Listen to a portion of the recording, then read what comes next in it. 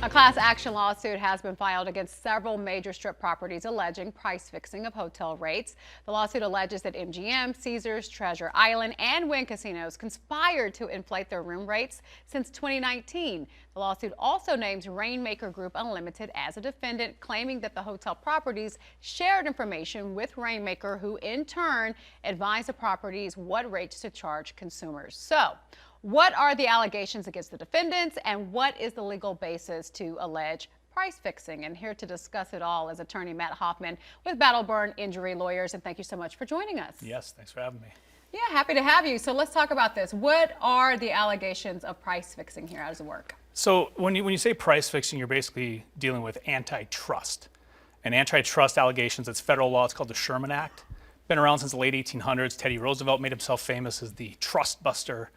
But what you're trying to avoid is the scenario of a smoky room with executives from these major companies all wearing suits, smoking cigars, saying, okay, nobody charged less than this. And that way we'll all make a ton of money. And that would be price fixing. That would be antitrust violations. You're conspiring to rip off the consumer to charge more than if you had the free flow of the market. And what they're alleging here is that they know they couldn't all get in a room and come up with this agreement. So instead, they gave all their data, which is decades worth, to this Rainmaker company. And then they turn around and tell them to charge a certain amount. Here's the most you guys can all charge, and it's based on, I know what everyone is charging. And so what they're saying is that that is essentially an antitrust violation because you're all conspiring together, you're just using a third party to accomplish the goal. But of course, the properties are saying, or at least you're going to think, only one of us spoken out, but that, no, that's not what we're doing. We're just using this software. Yeah, and MGM vehemently denied this, is what I saw. The other ones are reserved comment, but they do have valid defenses. I mean, as alleged in the complaint, that's all we have. I only have allegations. I don't have anything new. This is a brand new lawsuit. But they're basically going to say, look, we've been doing this for decades. We know what to charge. And that's why you pay more on New Year's Eve or Super Bowl weekend or March Madness. And these things fluctuate. And then it's going to be incredibly hard to prove that these prices that they actually charged were somehow higher than they would have been anyway. They have a ton of data. They know what they're doing. Vegas is changing rapidly. You know, now we got Final Fours coming. We've got Beyonce coming August 26th. I can't wait to see those room rates.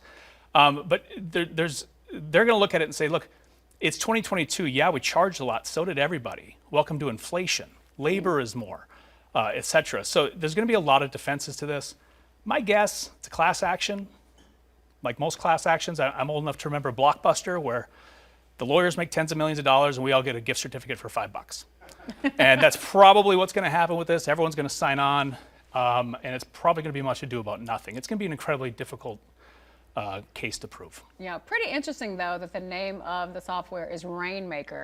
I mean, they're making it rain. I don't know. Very appropriate. And it's interesting that I've never seen a case where they're alleging a third party accomplished what they couldn't do in a room together. Right. So that is very, very fascinating. But I think they're going to fight this very hard because it's a bad PR look. Yeah. At a time when we're recovering from the pandemic, we're glad to have tourists. You hate to hear that all the major casinos are ripping everyone off. Right, so we'll have to just wait and see what happens, and who knows, maybe you'll get $5 too. Yeah.